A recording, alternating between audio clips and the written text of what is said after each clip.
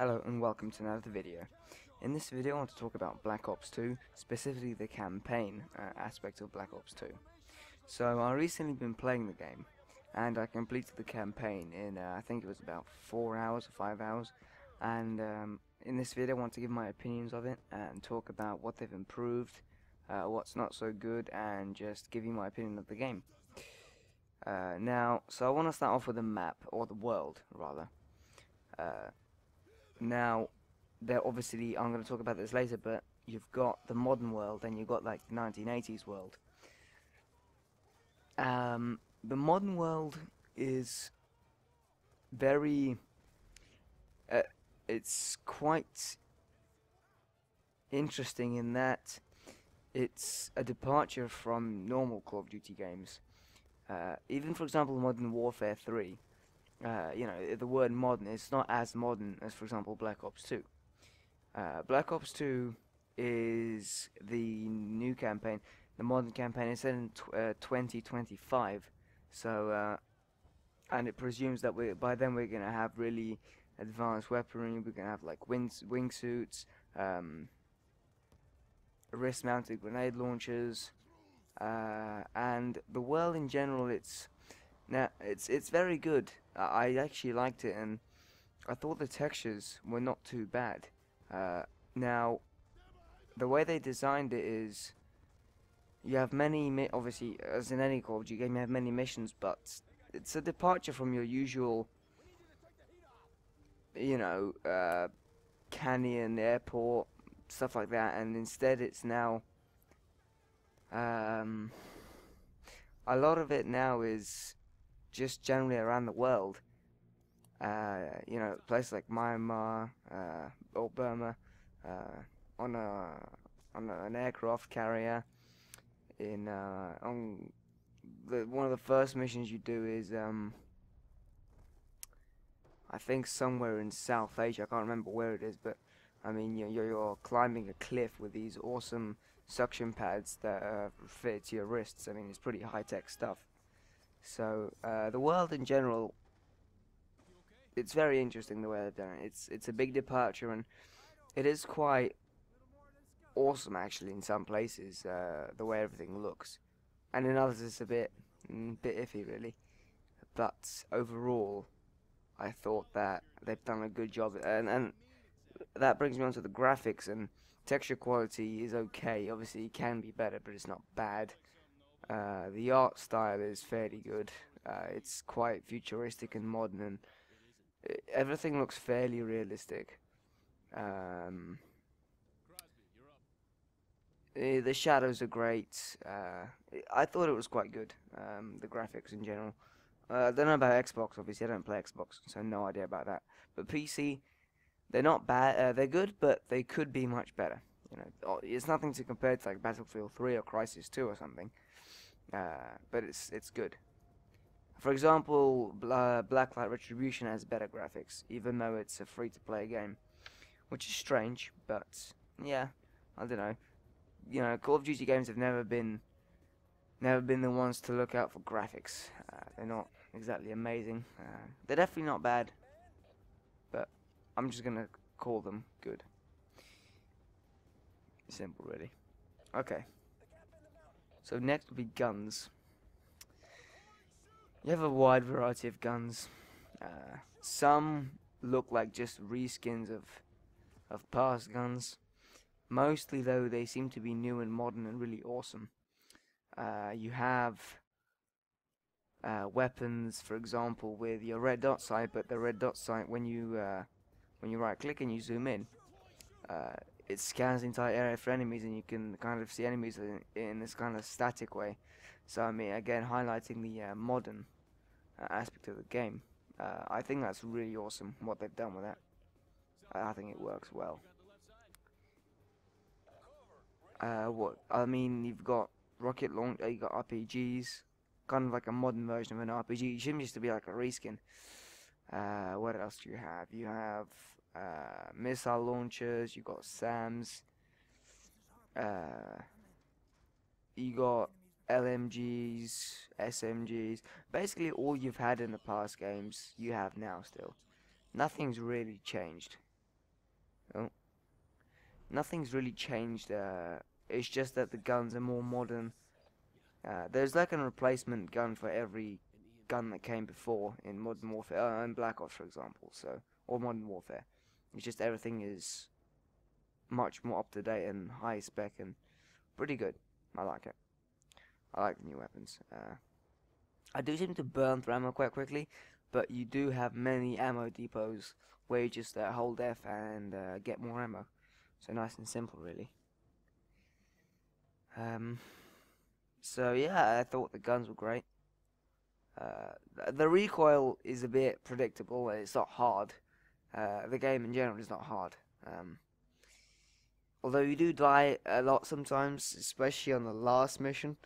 I kept dying because I just couldn't understand. I couldn't understand what was going on, and the enemy has optical camo sometimes, so it's a bit odd. But I thought it was good. So, voice acting. I thought the voice acting was great. I think the best character that's voice acted is Harper. I don't even know who voice acts him, but he's he's got this very interesting voice, kind of like a military hard man. He's pretty good. You're a guy called Section. I'm not gonna go into the story or anything, but well, a little bit, but it would ruin everything for you. And you're a guy called Section, and you're pretty badass, really. Yeah, everything is. For example, Frank Woods from Black Ops, he's really well voice acted. Voice acting in general in this game is very realistic and what you'd expect of military personnel. Well, I was about to say much better than Modern Warfare 3, but in general, Call of Duty games have been known for good voice acting. Infinity Ward and Treyarch seem to get it right most of the time. The only character I can think of that wasn't really voice acted all too well was maybe Reznov, but it wasn't bad. It was just a bit. I was kind of impartial to his voice acting. His Russian accent seemed a little bit too fake. But that's another story. That's Black Ops. I'm not going to go into that today. Gameplay. It's very enjoyable, very fun. It's like, it's what you expect from a Call of Duty game. It's really kind of always adrenaline, enemies, kill. It's really good fun. One of the first levels you do is you fly a wingsuit, which is pretty damn awesome, I have to say. You just jump off this huge cliff and you fly a wingsuit into an enemy base, going full out Spec Ops. It's pretty awesome with that. You also can control not enemy drones, your own drones, like claw units. You can control, at one point, you can fly an F-35 Lightning, which is pretty good, I have to say. It's pretty good. Although the game still seems to hold your hand sometimes. It's much better than Modern Warfare 3 or Medal of Honor Warfighter. Or even Battlefield 3 campaign. But the game, I don't like the fact that it still holds your hand a bit too much. I want to have more independence. For example, obviously I still can't go to some areas, and I hate it when my guns get disabled. Well, I don't want that to happen, And some parts are obviously so scripted, it's really annoying. For example, I don't want to say any spoilers, but you're on your aircraft carrier, USS Barack Obama, and you have this, and you're holding an enemy. I'm not gonna say his name. You're holding him captive, and you turn around and he's captured your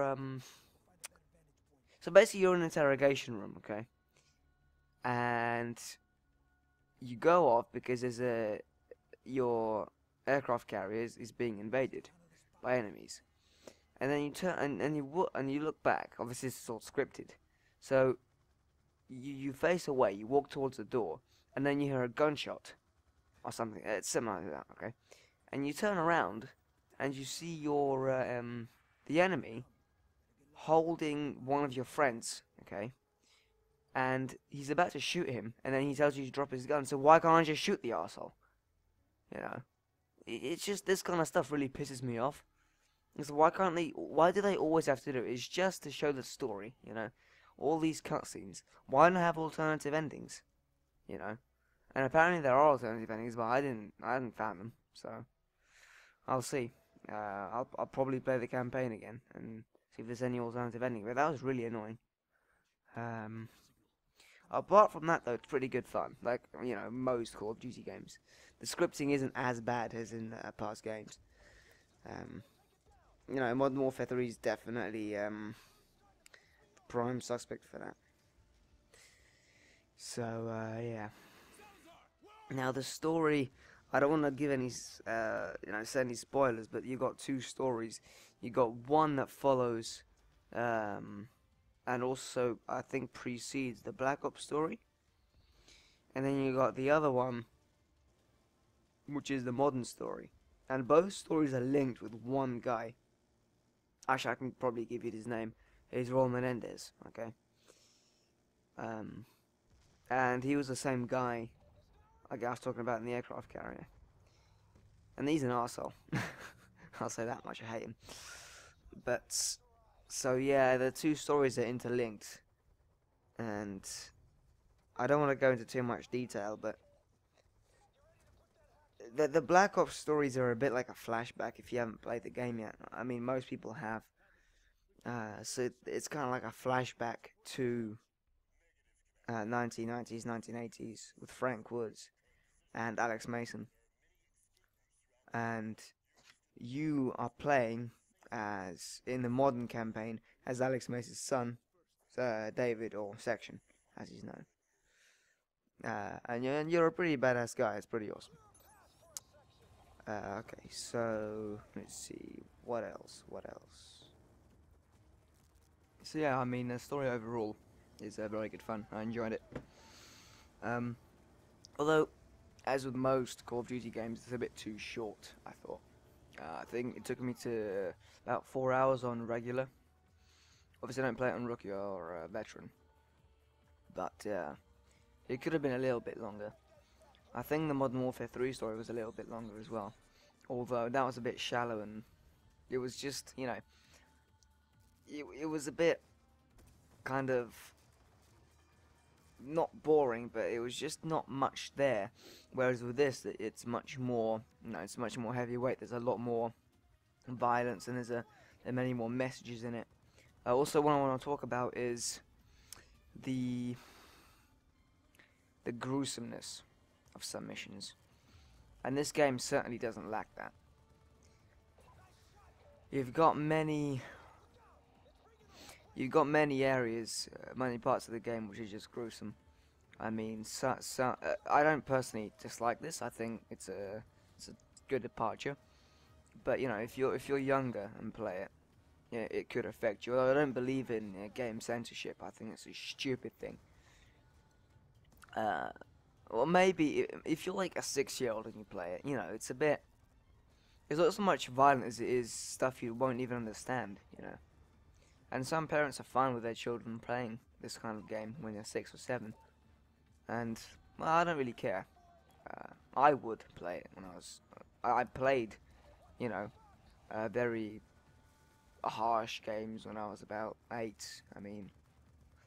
And it didn't really do much. I didn't really care. I didn't understand it, you know. But I don't think I'd recommend... obviously, if your parents, you know, let you, that's fine. But I wouldn't recommend playing this game to like a 9-year-old and put all the crawlers on, because you might get a couple of nightmares. But I don't really think that's a very big problem. You know, again, as I said, I don't believe in censorship in games in general, or censorship in general. It doesn't work. As humans should, I think, should be shown the horrors of everything, and I think that it kind of opens your mind up a little bit to what actually is going on in the world. And this game shows you a little bit of the horrors of war, to an extent, obviously. It can't do everything, but it does help you understand. It does help you understand what, yeah, the kind of horror and suffering soldiers can go through. So, yeah. Vehicles, you got a good amount of vehicles in the game. You got, you know, your claw units, you got your F-35, you've got your drones, you got a lot of good stuff. I do enjoy it. You know, controlling your vehicles at some points is very good fun. This game is definitely, once again, a departure from your usual Call of Duty where it's just you know. I think the fact that you can control vehicles definitely adds to the enjoyment I had from this game. It helps a lot. I can't really go into detail because I don't remember everything, all the vehicles, but you know, I said the ones that got top of my head. There aren't really enough flying helicopter, kill everything with gunship, kill everything with minigun missions. Although, you know, that's a bit scripted, but I do remember those being quite fun from past Call of Duty games. I do like them. Good, great, good. Very good fun. Alright. Cutscenes in this game is, again, very good. You can skip every single cutscene, which is brilliant. Now, I don't skip cutscenes because I want to know the story. I want to, you know, I want to indulge myself into the game. But if you just want to shoot assholes, or go ahead, skip it, you know. Just skip the cutscenes. And that's what I think all games should do this. They should allow you to skip the cutscenes. Because some cutscenes are bloody awful. I'm sorry, but they are. They're just so boring. In this game, I've skipped a couple, but most I watched. And I did like it a lot, actually. I didn't really think the cutscenes were too long. Max Payne 3, sorry, what? That game is just ridiculous with the cutscenes. And the cutscenes aren't really a drag. They're very, not very informative, but they help towards the story, and they get to the point. So, I thought the cutscenes were great, and the fact that you can skip is awesome. Yeah. So, I think that's about it for this video. That's all I can really talk about. There aren't too many press E or F to do this and this. Which I didn't really miss at all. I don't like that. I want to kill and do things myself. Yeah, I mean, overall, it's definitely a good. It's very different. Well, it's not very. It's fairly different from other Call of Duty games.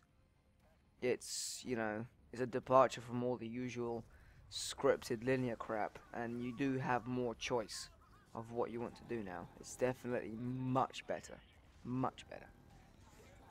I don't think I'll do the video on multiplayer because whenever it seems like whenever anyone does a YouTube video on Black Ops or, you know, Modern Warfare or whatever multiplayer, they just get spammed. Oh, you suck. So I don't really know if I want to do it. I might do it, but I don't know. I'll see. So yeah, guys, hope you enjoyed this video. Good game. Try it if you haven't tried it. And I'll see you next time. See you later.